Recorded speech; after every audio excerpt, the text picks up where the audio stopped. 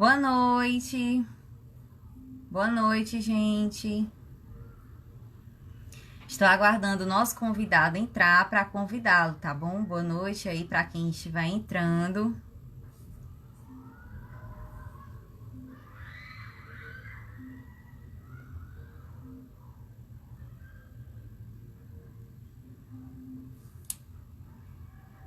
Só um momentinho enquanto o convidado entra e pede aqui para solicitar. Essas coisas aqui de rede social, gente, às vezes demora um pouquinho, né? A gente tem que ter aqui a paciência.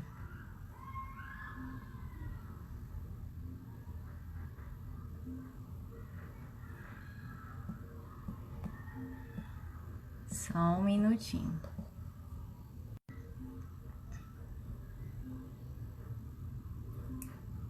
Boa noite a todos que estão entrando. Gente, eu tô só aguardando o nosso convidado entrar, tá? Para poder fazer a solicitação, para ele bater um papo aqui com a gente. E ele acabou de entrar e eu já vou convidá-lo.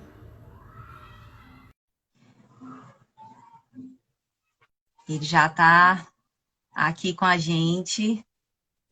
Olá, Boa noite, Eliezer. olá, boa noite, tudo bom, Michele? Tudo bem? Por aí, tudo bem?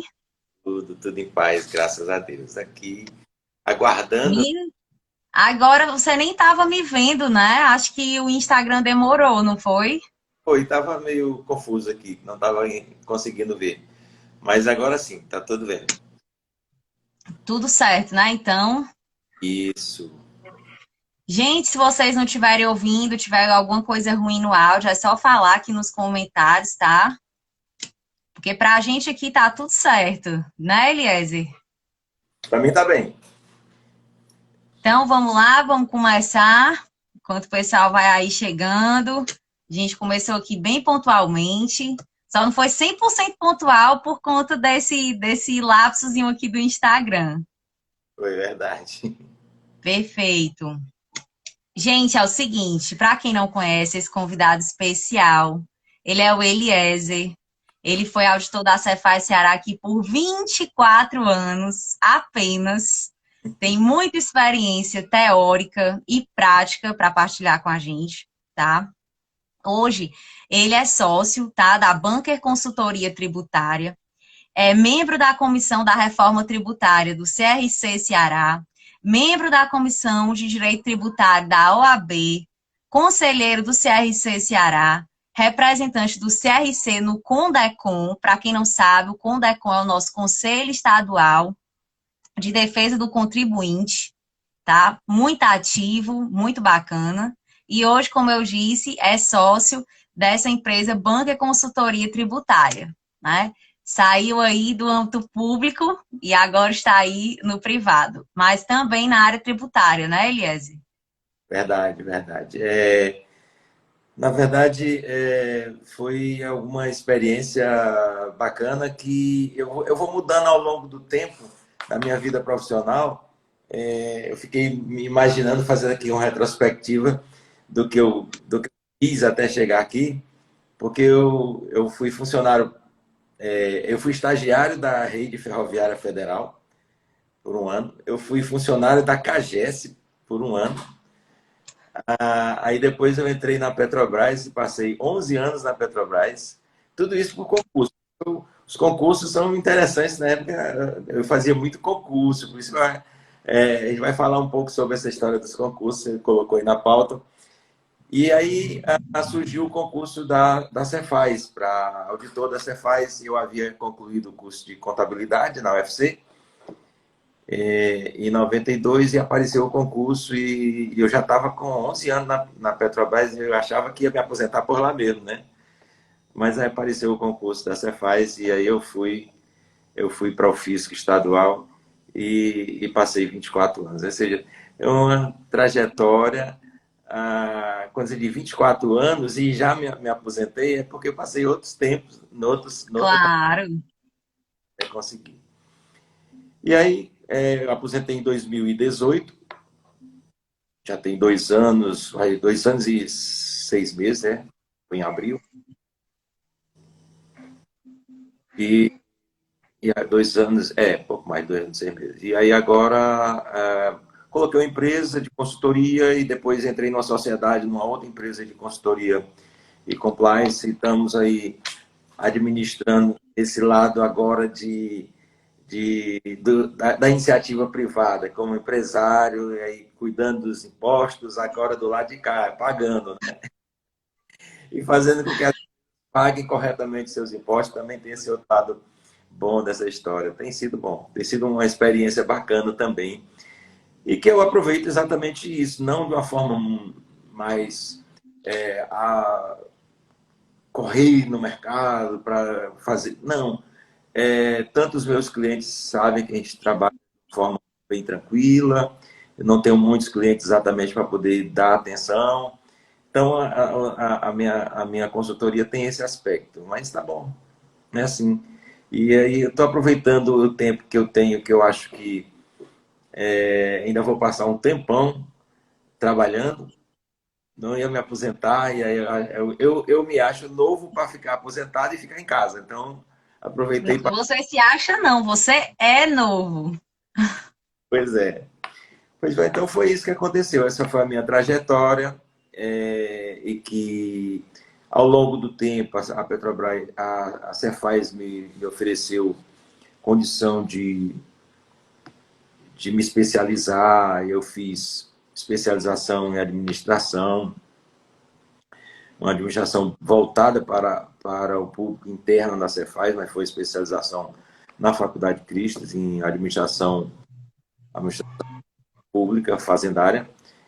E fiz o mestrado no CAEM em economia, quer dizer, eu entrei em várias áreas, só não fiz do direito, eu fiz contabilidade, administração e economia, só faltou o direito. Aí eu ainda pensei em fazer o curso de direito, a minha filha, que é advogada, disse: pai, tu não precisa, todo mundo já conhece o que tu sabe, tu não precisa mais do que isso, tu tem advogado em casa, então tu não precisa do curso de direito, não. Aí, cadeira, a gente levou dessa forma. Até porque realmente o que eu estou fazendo já está suficiente, está bom, eu estou conseguindo administrar o conhecimento do direito que eu preciso para aquilo que eu faço. Então, foi isso mais ou menos que aconteceu. Está entrando umas pessoas aí, a Gerlene, tem outras pessoas aí que entraram, amigos, conhecidos aí, estão entrando aí.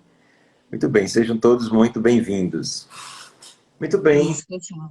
Boa Agora, noite a todos. já contei a minha história, uma parte da minha história. Agora, o que nós vamos conversar? Nós temos uma pauta aí sobre falar sobre questões tributárias. Então, vamos falar sobre isso, né? Eliezer, olha, não sei para as outras pessoas que lhe conhecem, mas tiro por mim, né? Eu, por mim, teria que passar horas, né, para ver se conseguir absorver o máximo de conhecimento que você pode passar, né? É, Porque é óbvio que e é muito legal, assim, hoje você tá no lado da consultoria, porque você consegue literalmente ver as duas faces da moeda. Com certeza, muita coisa deve, até na sua visão crítica, com certeza deve ter mudado, é natural. A gente passa muitos anos, né, em defesa de uma situação e de repente muda e a gente começa a ter novas percepções que a gente não tinha antes, né? não, Mas isso é verdade, absoluta verdade. Eu sempre me posicionei, mesmo no fisco, numa situação de poder ajudar todo mundo. Eu sempre dizia o seguinte: eu dizia que eu estou no fisco e o fisco ele tem uma função de servir. Ele tem uma missão de, por as pessoas procurarem o fisco de forma compulsória, porque precisa pagar os impostos, tem a lei que os obriga.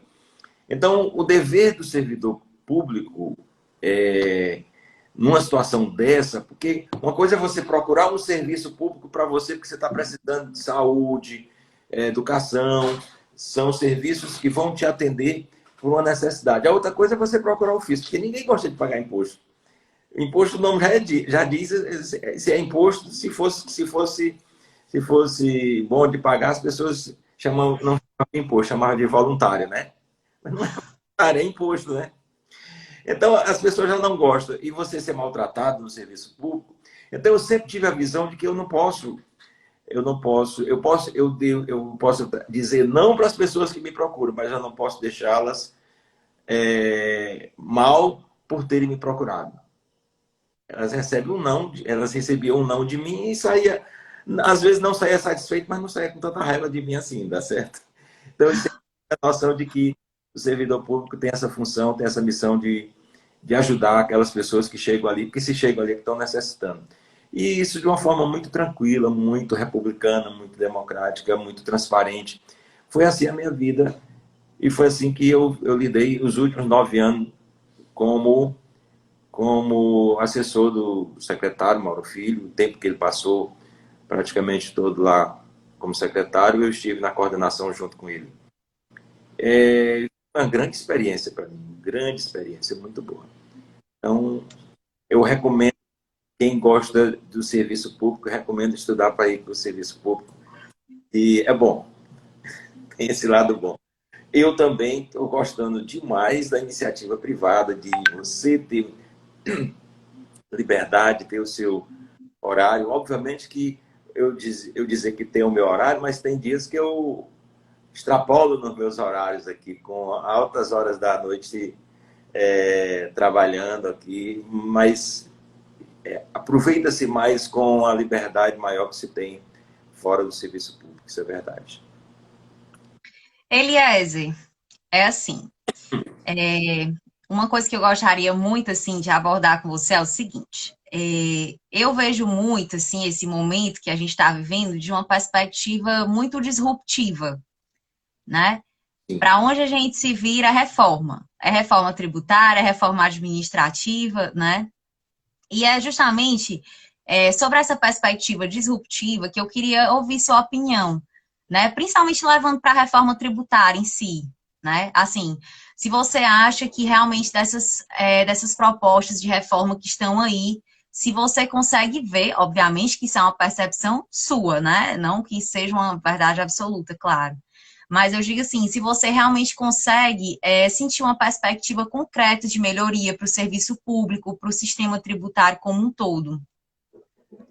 Olha, o nosso sistema tributário ele se transformou num grande caos, um grande caos. Quando, quando a gente, as coisas foram, eu costumo dizer que o Brasil, o sistema tributário brasileiro virou aquele grande puxadinho. Puxadinho é que é aquela obra que você vai fazendo, você puxa um pedacinho para aqui, faz outro pedaço ali. No final você não sabe que obra é aquela que existe. Existe um monstrengo lá que não tem uma estrutura definida e aí fica aquela a bitributação é clássica que você vê o tempo inteiro. E o pior não é isso, é o nosso sistema que é completamente confuso para todo mundo.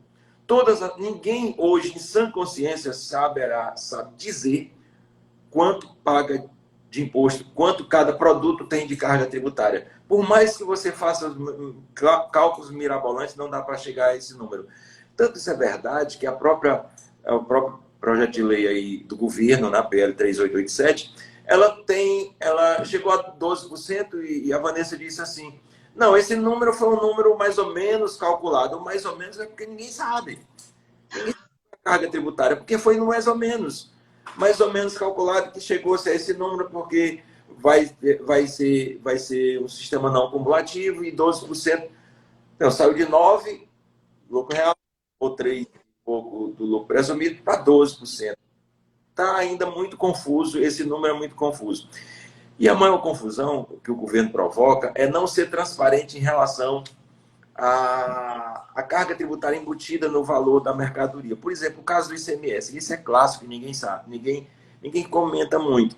Mas todo mundo fala, no mundo todo, o IVA ele tem essa característica de ser um imposto por fora. Só no Brasil que não é. Só no Brasil que compõe a sua própria base de cálculo. Então, isso é confuso para você perceber. Quando você vende uma mercadoria por R$ 100, nele já está embutido o valor do imposto.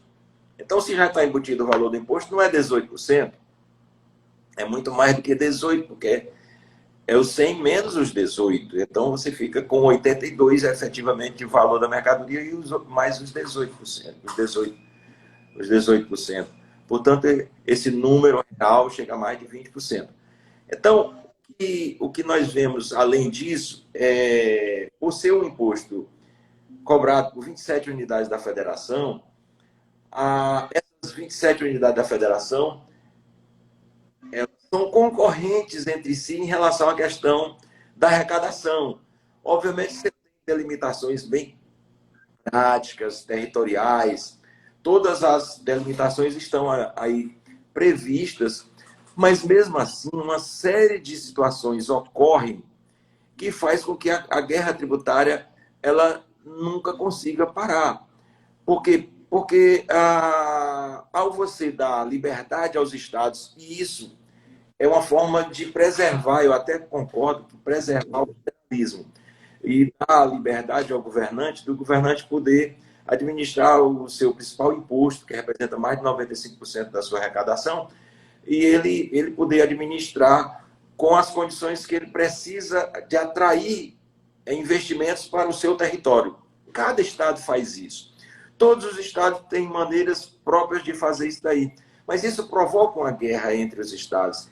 E as empresas, nessa falta de transparência que existe em relação a esse imposto, e nessa necessidade que as empresas têm de cada vez tentar se proteger pagando menos, vão atrás dos estados que dão maiores benefícios.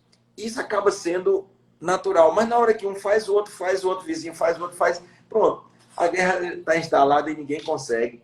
Olha, você tem uma reunião desses estados todos através do CONFAS. O CONFAS foi criado por uma lei que definia que para se conceder benefício era necessário aprovar por todos, ou seja, cada estado das 27 unidades da federação tem poder de veto. Significa que todos têm que conversar bastante para evitar que os vetos aconteçam. Então, é muita conversa prévia para entender qual é a intenção de um Estado quando ele lança uma proposta de um convênio.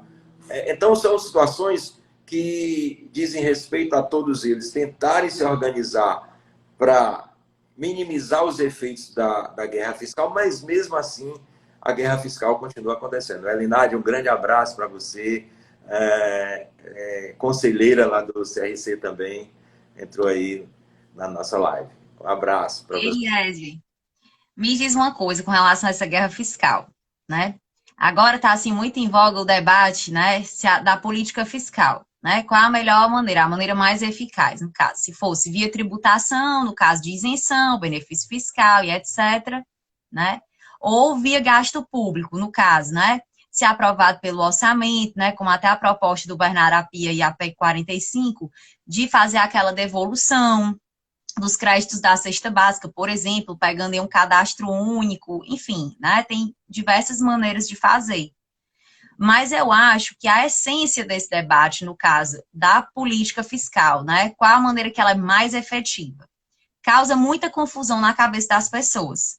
Porque todo mundo acha que isenção e benefício fiscal são as melhores coisas do mundo. Porque é até assim natural, porque é palpável, está sendo muito visto e muito claro. E muitas das vezes as pessoas não percebem que isso é usado, sim, como um populismo, né? E era isso que eu queria que tu falasse um pouco, assim, até para o pessoal entender, né? É muito complexo isso daí em relação, já pegando as propostas. Você tem você tem duas propostas de emenda constitucional e tem uma proposta de projeto de lei que foi dividida em 4 momentos distintos, que o governo federal mandou primeiro, que é o PL 3887, tratando somente de PIS e COFINS, ou seja, ele já separou, já colocou aquilo que todo mundo estava querendo, o imposto sobre circulação, sobre produção, sobre consumo, um imposto único, né, juntando 5 impostos aí principais, 5 tributos principais que existem, que está na PEC 45, e a PEC 110 com mais um outro monte de outros impostos que o Raul está juntando todas. O que eu percebo em relação as propostas, no caso da 45 que você falou, da proposta do Bernard Api, ele tem a razão dele quando ele diz que na hora em que eu coloco qualquer benefício, eu mato a essência desse imposto, que é a neutralidade. Então, quando esse imposto foi pensado, o imposto sobre o consumo, ele foi pensado numa forma de ser um imposto neutro. O que é um imposto neutro? O imposto neutro é aquele que não afeta a relação de consumo de ninguém. É quando ele tem uma tributação única e, por ser um único tributo, uma carga tributária única sobre todos os bens e serviços, sobre todos os produtos, bens e serviços, ele acaba sendo neutro na relação comercial.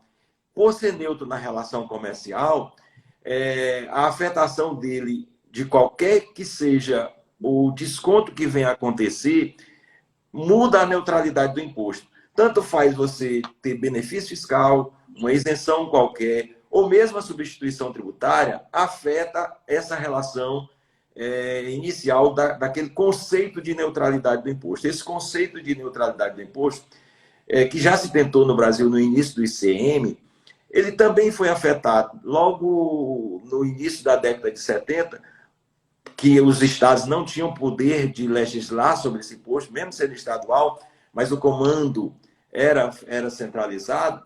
De repente, uma decisão federal vinha lá e isentava de alguma forma, como aconteceu com a Zona Franca de Manaus, como aconteceu com alguns produtos, e isso começou a acontecer e perdeu a neutralidade, o imposto perdeu a neutralidade. E quando você juntou os impostos únicos, em 88, que pertenciam à União, que já nesses impostos acontecia um fenômeno mais tranquilo de neutralidade, que eram os impostos sobre minerais, sobre lubrificantes, sobre combustível, sobre energia elétrica, sobre serviço de transporte, serviço de comunicação, tudo pertencia à União. E nesses casos havia neutralidade, porque era como se fosse o que estão colocando aí agora, o dual, os impostos sobre esses bens mais significativos irem para a União e os estados e municípios ficarem com o restante dos impostos. Essa proposta do Rauli tem também parte dessa proposta na 45. Então, eles estão tentando uma maneira de chegar a um tipo de tributação que se aproxime do IVA do restante do mundo. Qual é a diferença do IVA do restante do mundo? Que o IVA do restante do mundo é centralizado. Da unidade do país, pertence ao país e a legislação é federal. Então, quando você tem 27 unidades da federação que buscam o tempo inteiro esse imposto, que é o seu imposto mais significativo, ou mesmo uma substituição desse imposto que venha também continuar dando autonomia aos estados, é difícil chegar numa equação.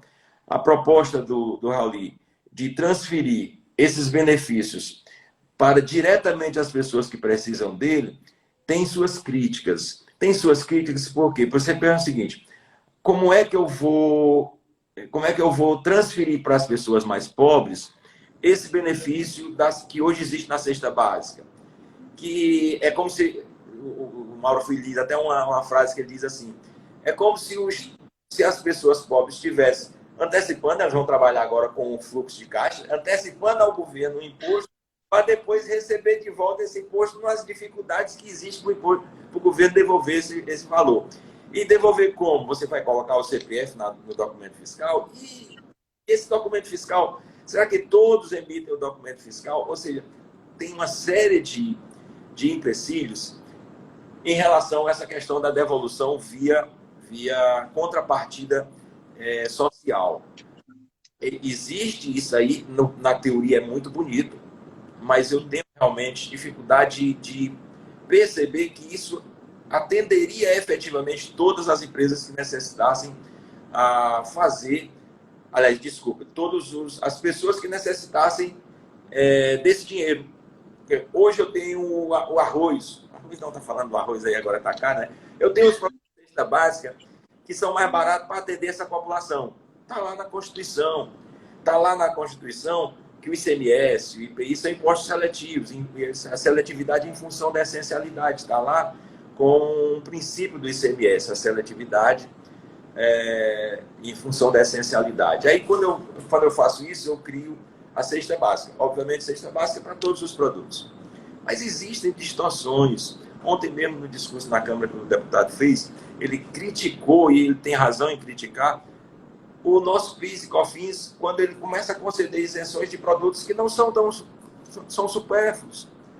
Como ele disse lá no exemplo que ele colocou, o salmão, o queijo suíço, tudo é isento de PIS e COFINS, e esses não são produtos de cesta básica, mas são isentos de PIS e COFINS. Então tem uma série de distorções em relação a essa isenção, e Bernardo Api tem razão nesse aspecto. Eu só não sei se o que ele propõe de devolução é a melhor forma de fazê-lo.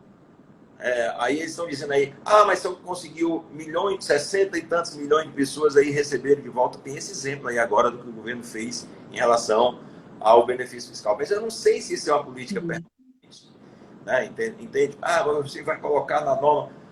Devolução, o governo devolver alguma coisa é sempre muito complexo. Muito complexo. Eu tiro isso, por exemplo, com um exemplo bem clássico disso. Um exemplo bem clássico disso é a devolução que o governo federal deveria fazer em relação às compensações da Lei Candir. Compensações que os estados abriram mão dos impostos sobre as exportações de bens, de produtos primários e semi-elaborados. Isso em 96 com a Lei Candir, os estados abriram mão em troca de uma devolução de parte desse imposto pelo governo federal. Essa coisa foi parar na justiça, e agora, esse ano, em julho desse ano, foi que chegaram a um acordo. Por quê? Porque é sempre complexo devolver. O governo, para cobrar, ele é excelente. Para devolver, você vê a história dos precatórios. É muito difícil, é muito complexa a devolução. Por isso que, apesar de ser bonito a proposta dele, do Bernardo Api, eu acho confuso, e isso aí acho que não alcançaria todas as pessoas que necessitaria. Mas ele tem razão no aspecto. Quando eu coloco cesta básica e eu reduzo os impostos da cesta básica, parte dessa redução, parte dessa isenção atende as pessoas que necessitam e que compram esses produtos da cesta básica, mas uma outra parte bem significativa atende a pessoas que não necessitam dessa desoneração. Classe média alta, classe alta, tudo consome o mesmo arroz e feijão. Por isso... E ele até fala, né, que as famílias ricas consomem 3 vezes mais. Pois é. Então as cestas em termos relativos, assim, né? As cestas básicas do que as famílias de baixa renda. Exatamente. Ele tem razão nesse aspecto. Como equacionar essa solução aí? Eu não sei se a solução atenderia o aspecto de que essa devolução poderia ser feita dessa forma. Só essa crítica, mas que ele tem razão, tem. É o que você fala. Na teoria, é muito bonito. Problema é a prática, né? Mas com relação à PEC 45, por exemplo, Eliezer, você que veio aí de um fisco estadual. Porque assim, a PEC 45, ela de fato vai ter aquela centralização, né? Assim, e muitos criticam porque alegam que retiraria a autonomia dos estados e dos municípios. Sim. Né? Ninguém, no fundo, assim, é uma opinião muito pessoal minha, nunca vai agradar a todos, né? Especialmente agora, por exemplo, com esse problema da economia digital, né? Os municípios estão cada vez mais alargando o bolo deles ali no ISS, né? O STF está ali se contorcendo de toda forma para poder alargar a base, né? Ou seja, tem uma iminência, né, de ter um bolo ainda maior, uma fatia maior do bolo, né? Não vão querer abrir mão. Os estados, por sua vez, têm aqueles vícios de todos sempre, fora o que já tem de fato, né? Então, assim, o que você acha? Você acha que realmente iria haver essa perda de autonomia por parte dos outros entes? Olha, eu costumo dar um exemplo em relação a essa questão da autonomia legislativa. Eu costumo dar o exemplo de outras áreas em que nós convivemos de uma forma muito tranquila, sem essa autonomia. Eu vou citar aqui áreas são essas, a área trabalhista.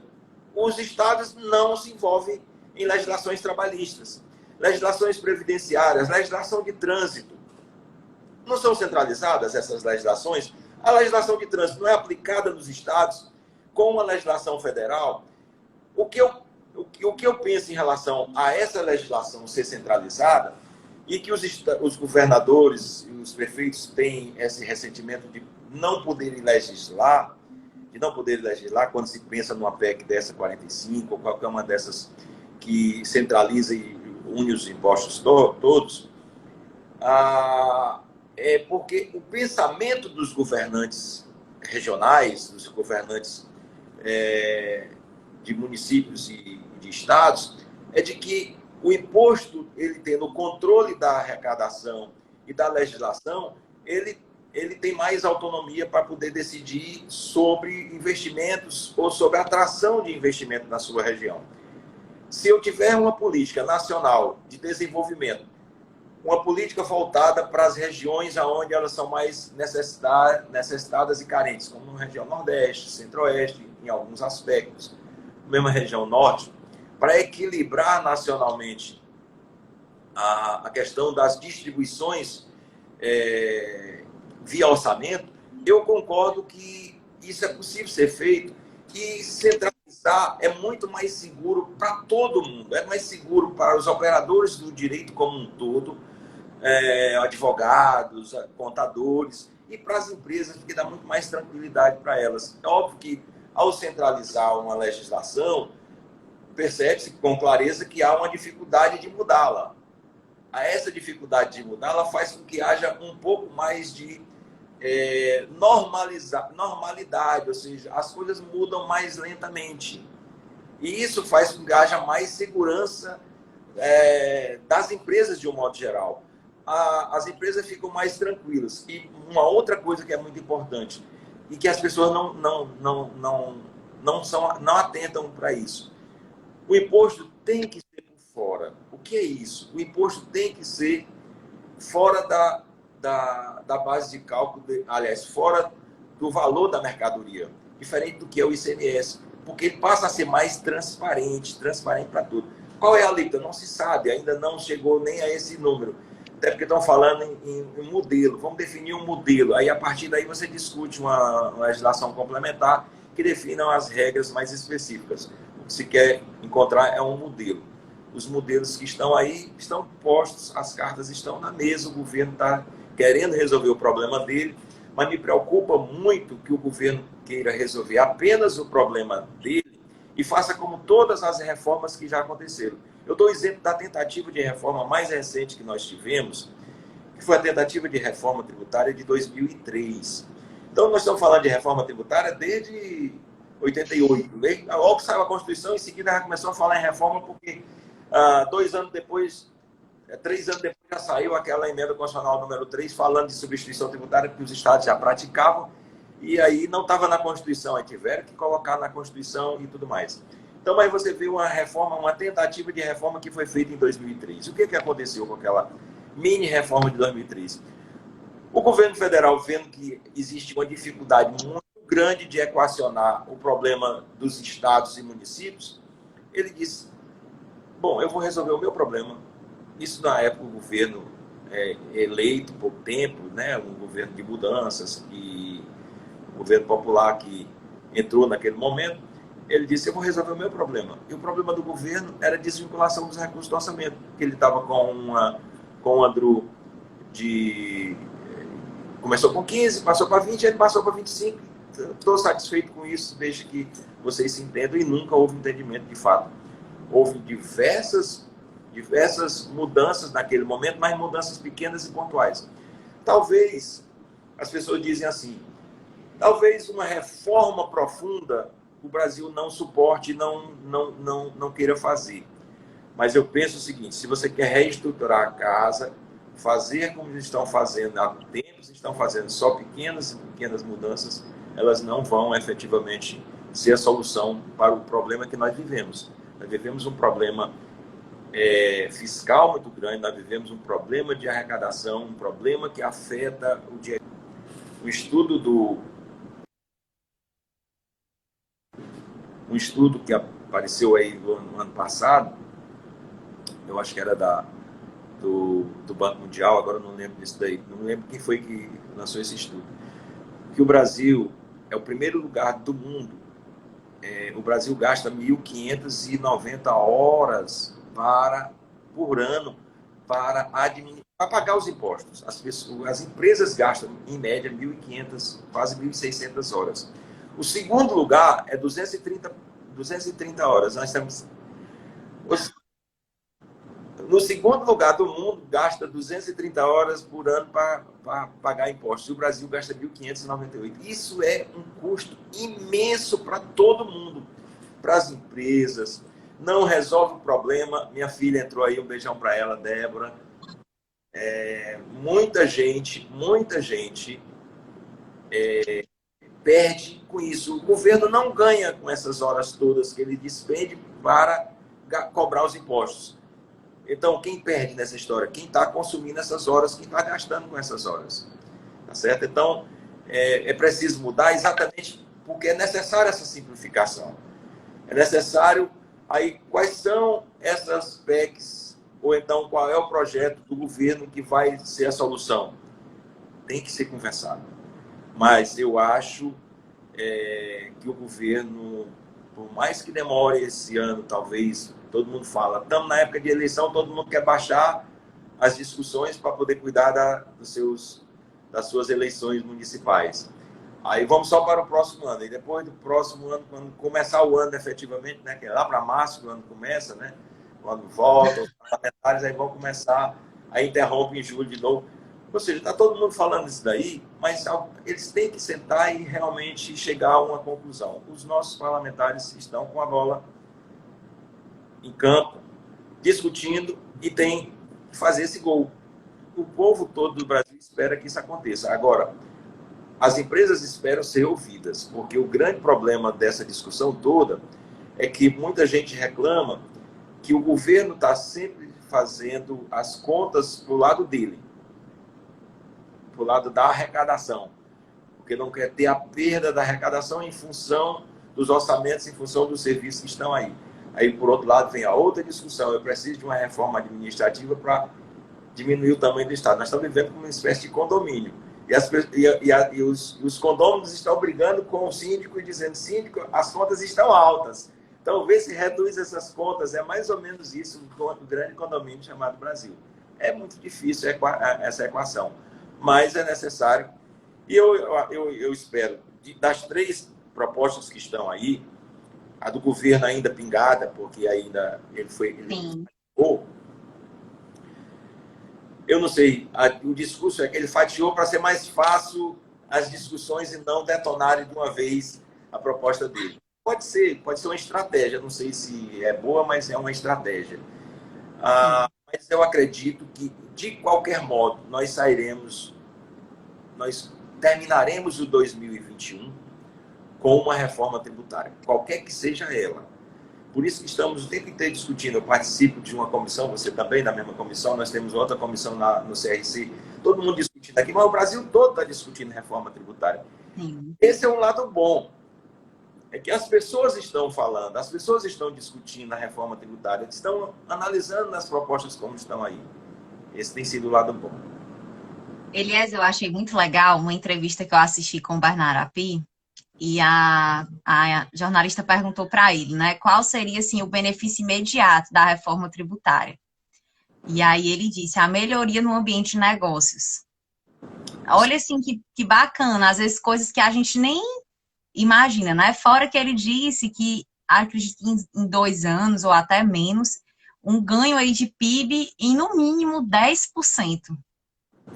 Né? Isso é muito representativo, né? Esse aspecto eu concordo com ele, eu concordo porque nós vivemos um momento. Eu vou pedir licença só um pouquinho aqui para poder dar uma carga. Acho que eu esqueci de carregar o meu celular de manhã. Durante o dia, vou ficar aqui um pouquinho, vai balançar um pouquinho, que eu estou segurando aqui. Tá me ouvindo? Tá ótimo, perfeito. Eu botei um pouquinho para carregar. Bom, ele tem razão, porque nós vivemos um sistema muito complexo. Vamos só colocar em relação à questão das obrigações acessórias. Eu vou colocar um dado para você entender em relação a obrigações acessórias. Eu fui de dentro do físico, eu sei o que eu estou dizendo, eu critico em relação a isso. Vamos colocar. O governo federal, aí simplificando para o lado do governo federal, ele tem uma lei a lei do imposto de renda, a lei que trata das penalidades, ele tem 5 ou 6 penalidades em relação a tributos, a falta de recolhimento do imposto, a não pagamento, a omissão de receita e tudo mais.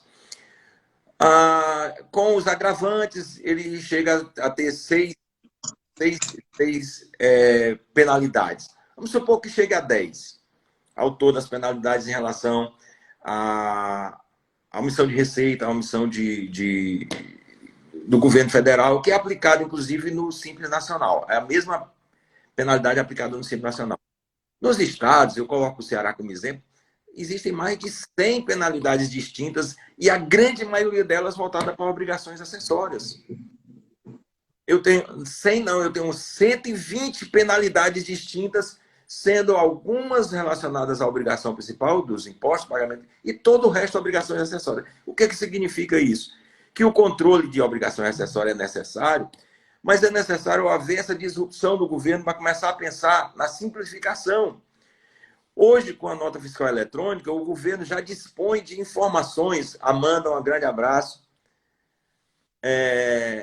A Amanda entrou aí, está falando. O governo dispõe de informações para fazer o cálculo dos impostos e dá ao contribuinte as informações que ele já tem para que o contribuinte confira se aquele cálculo está correto. Eu estou invertendo o ICMS ou o imposto que vier aí, substituir que seja relacionado com a produção, o consumo, a circulação e tudo mais, seja um imposto sobre o faturamento, e esse imposto sobre o faturamento venha a ser facilitado a sua cobrança, de modo a que o próprio governo calcule e diga para o contribuinte, olha, é isso aí que eu calculei, tá certo? Ou então você confere, altera, e aí a gente... seria uma forma de facilitar a vida das empresas. Hoje não, o fisco diz o quê? O fisco já tem todas as notas. No minuto em que você Emite, né? emite aquela nota, o governo já tem aquela nota. Então, ele já sabe que você emitiu aquela nota. Ele já tem aquelas informações todas, mas no final do mês ele diz, manda aquelas informações que eu já tenho. É mais ou menos isso. Manda aquelas informações que eu já sei. Então, o que é necessário nessa simplificação está relacionado, obviamente que não estão falando desse assunto, no momento que nós estamos falando de modelo de sistema tributário. Esse detalhamento vai ficar para o momento seguinte. Mas esse momento seguinte nos aponta exatamente os problemas que nós estamos vivendo hoje e faz com que eu tenha necessidade da reforma tributária. Eu tenho diversos problemas relacionados com o pagamento dos impostos, sim, com a falta de transparência na cobrança dos impostos e também com obrigações acessórias. Obrigações acessórias que remetem exatamente a esse emaranhado de normas, de penalidades, de coisas que o governo cobra e não dá o suporte necessário para que o próprio contribuinte diga, não, tudo bem, eu concordo, foi você que calculou isso daí e eu não tenho nenhuma mudança a fazer, então é esse valor que eu vou pagar. Ou então, não, isso aí eu não concordo, essa mercadoria eu não comprei, e assim funciona. Eu acho que essa mudança vai ter que ocorrer para a simplificação, que esse é o futuro, né? É quando você estiver lá na Cefaz, você vai ver isso aí acontecendo. Tá certo? Assim espero. A Amanda está dizendo que a obrigação acessória é a obrigação tributária. Não há limite para as exigências e as situações. O grande problema é que a obrigação principal está na lei. Então, é matéria de lei. A obrigação principal é tudo matéria de lei. Matéria de Constituição, é matéria do próprio... Lei estrita, sim, né? Bem estrita. E a obrigação acessória ela é restrita à norma tributária. Você, através de uma instrução normativa, você cria uma obrigação acessória. O próprio dirigente daquele órgão cria obrigações acessórias e que implicam em penalidades, né? E o descumprimento da obrigação implica em penalidades. Obviamente que tudo isso resulta, como a Amanda está dizendo aí, em autuações as mais diversas, exatamente porque o emaranhado de obrigações acessórias é muito grande. Então, o foco que está se colocando de necessidade de reforma tributária tem a ver com o modelo, sim, mas afetando o modelo o emaranhado de normas de obrigações acessórias aumenta mais ainda a burocracia e a necessidade que as empresas têm, os contadores têm, de ter uma simplificação nesse processo todo. Então, não é simplesmente a carga tributária está alta, está isso, está aquilo. Não. A carga tributária está alta, todo mundo está percebendo, está alta. Há uma má distribuição em relação a essa tributação. Há uma bitributação que se percebe em vários setores. Você tem, assim, duas contribuições, que até a Constituição proíbe, sobre a mesma base, que é PIS e COFINS. São duas contribuições distintas, né? São impostos da mesma natureza, são tributos da mesma natureza, incidindo na mesma base, que é o PIS e COFINS, e a COFINS. Então, são situações que levam à distorção e as pessoas, as empresas que vêm de fora, têm muita dificuldade de compreender o modelo brasileiro. É um outro problema sério. Então, se nós estamos aqui, se nós compreendemos esse processo, percebemos o quanto ele é complicado, mais complicado ainda para quem vem de fora e tenta se instalar aqui no Brasil, que tanto precisa dessas pessoas, dessas empresas, desses investimentos vindo de fora para melhorar o nosso perfil no Brasil, não é verdade? Então, Claro. precisa mudar o modelo. Gente, apesar da gente nem sentir, nós já estamos daqui a pouco, com quase 50 minutos de live. E ainda, eu por mim ainda queria ficar aqui muitas horas, mas eu queria dar logo uma indicação super legal para quem não segue o Eliezer no Instagram, seguir. Porque o Eliezer está quase assim um blogueiro tributário. Assim, De brincadeiras nada. à parte, mas ele tem feito muitos assim vídeos bacanas, falando, por exemplo, de um assunto assim, conhecimento de todos, mas que muitas das vezes as pessoas não sabem bem, que é a questão do IPVA, que o IPVA é um imposto injusto, fala da tributação de bicicleta, dos aviões. Lá ele explica assim bem direitinho, né? Porque realmente aqui a gente falou sobre várias disfunções, são tantas que nem dá Essa tempo de é falar uma sobre delas. todas. Eu fiz uma tabela mostrando, apenas para dar um exemplo da nossa disfunção em relação à questão tributária. O quanto o nosso imposto é injusto, e não seria somente o IPVA, porque o IPVA incide só sobre dois desses meios de transportes aí que eu coloquei lá. Eu coloquei bicicleta, motocicleta, automóveis, iates e aviões. E aí a gente mostrou que sobre a bicicleta incide 69% de impostos, somando todos. Sobre a motocicleta já dá um salto por conta do IPVA para 139%. Sobre o automóvel, 150%. Aí você vai para o iate, paga 67% de imposto, menos do que a bicicleta. Estou falando em termos percentuais. Não falo em termos nominais, isso é óbvio, mas pelo valor do bem mais caro, é pessoas que podem mais e deveriam pagar mais. Né? Se compra um Claro. iate, poderia pagar mais impostos, proporcionalmente. E, pasmem, o avião só paga 14%. Foi isso, mais ou menos. Eu acho que é uma coisa absurda. E o mais absurdo disso é você perceber, por exemplo, que não é só isso. Quando o deputado falou ontem na tribuna sobre a questão de PIS/COFINS, sobre salmão e tudo mais, ele esqueceu de um assunto que ele poderia falar, eu acho que talvez até ele fale, sobre quaisquer produtos que você compre para manutenção de aviões no país, tudo que você comprar, desde a tinta para botar no avião, até o parafuso que você precisa para dar manutenção nos aviões no Brasil, tudo é isento de PIS, COFINS e PIS, COFINS sobre importação. Tudo. Então, é incrível que você paga isso sobre os automóveis, um imposto caro sobre os automóveis, que chega a 35%, PIS, COFINS, mas sobre qualquer coisa relacionada com o avião é zero. Zero. E essa é uma questão de justiça de forma inversa. Eu digo que sempre Social. é o Robin Hood às avessas que existe no Brasil em relação a isso daí. Está tirando do pobre para dar para o mais rico, né? Então, são essas distorções que acontecem. São distorções. Algumas das várias, né, Algumas Eliezer? razões. Algumas Olha, das áreas. tem um assunto que acho que a gente podia até depois fazer uma live sobre isso, que é uma proposta que está na PEC 45, em relação a um novo modelo de distribuição dos impostos para os municípios, a distribuição que hoje é Do feita do ICM, da cota ICMS. parte do ICMS, isso. Isso, a cota parte do ICMS. Tem uma proposta do Bernardo Api que eu achei brilhante, muito importante, muito interessante.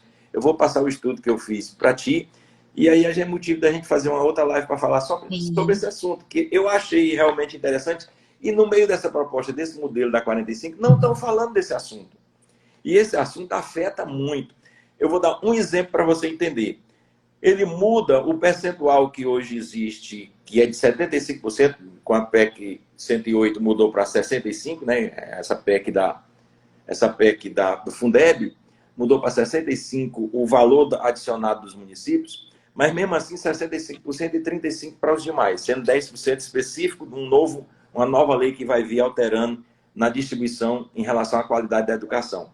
Mas ele tem uma outra proposta de tirar do valor esse valor que antes era 75% do valor adicionado, que, ou seja, o valor adicionado é o total das vendas das empresas, a soma de todas as empresas, menos o total das compras. Isso é o valor adicionado, de forma simplificada.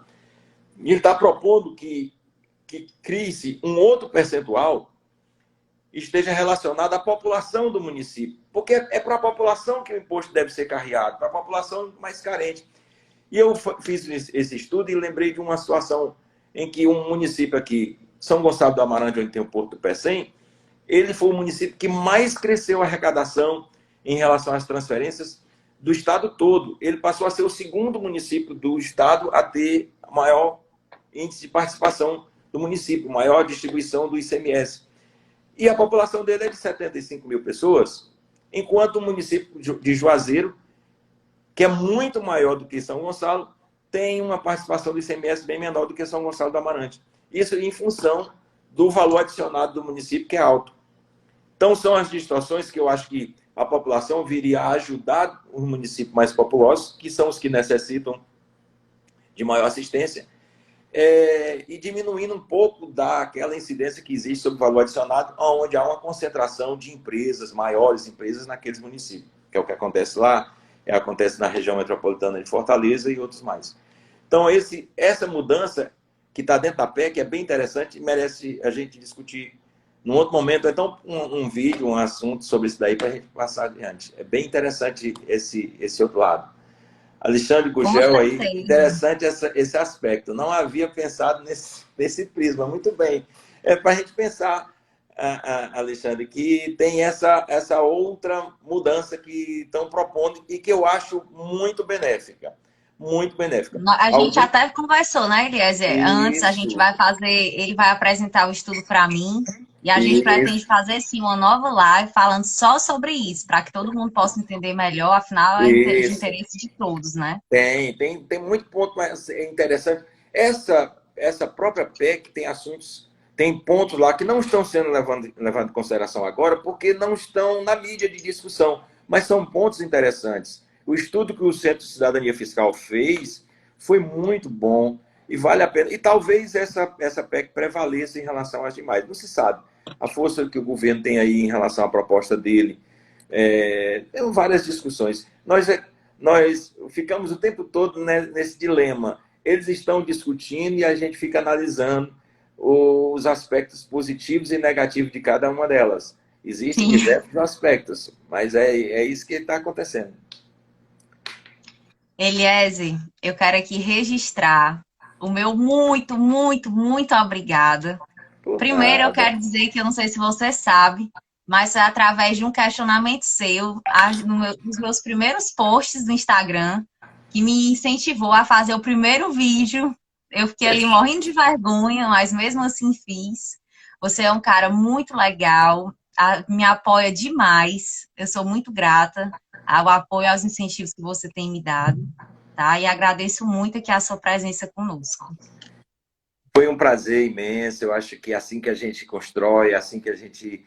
Você construiu o seu canal, aonde você está dando aula brilhantemente, e isso também as pessoas, como ela falou do meu, eu de longe tem qualidade dos vídeos que essa menina está fazendo. Ela está fazendo no canal dela no YouTube, está fazendo no Instagram. Portanto, eu recomendo que visitem o canal dela no YouTube que tem muitas dicas, principalmente para o pessoal que está se preparando para concurso. Ela ensina muito bem as pessoas que estão estudando para concurso. E olhe, tem um concurso aí para a Cefaz, que deve estar próximo, aí estão falando, o tempo todo estão comentando, uma hora dessa sai. E eu recomendo a quem tem interesse de ir para o serviço público, que é uma boa área. Eu passei esses anos todos lá, tenho um imenso prazer, tenho um orgulho imenso de ter ficado naquela casa esse tempo todo. Gosto demais de todos lá. E eu recomendo que quem quiser ir para lá está fazendo uma boa carreira lá dentro. Agora, se não é esse o seu plano, se quer seguir no plano do mundo empresarial, do mundo dos negócios, também é uma boa área, também recomendo. São situações que ao longo seus estudos você vai encontrando o seu caminho com aquele que você quer seguir, né? Então, Com certeza. se é essa a sua vocação, o serviço público tem muito a ganhar. Então, é isso que eu recomendo para todas as pessoas que querem fazer carreira no serviço público. É poder estudar e poder contribuir. E chegar lá, poder fazer isso, poder utilizar o serviço público como servidor público de Estado, como servidor público que está a serviço do público, que te paga. Porque eu sempre digo isso, o meu patrão era o povo, e era esse povo que eu tinha que servir como servidor público. Essa é a nossa função. É isso. Gente, então a gente vai ficando por aqui, que eu tô com medo daqui a pouco do Instagram nos derrubar. Já passamos os 50 minutos, então eu acho que são 60 minutos, né? Acho que estão dando 60 minutos, estão dando essa colher de chá aí pra gente. Mas muito obrigada a todos, tá? Eu não sei que muitas pessoas entraram, muitos amigos, muita gente aqui do Instagram, tá? Cumprimento a todos, agradeço a presença. Mais uma vez, eu venho aqui ao Eliezer e desejo boa noite a todo mundo. Obrigado a todos, foi um prazer imenso. Até a próxima. Até a próxima, gente.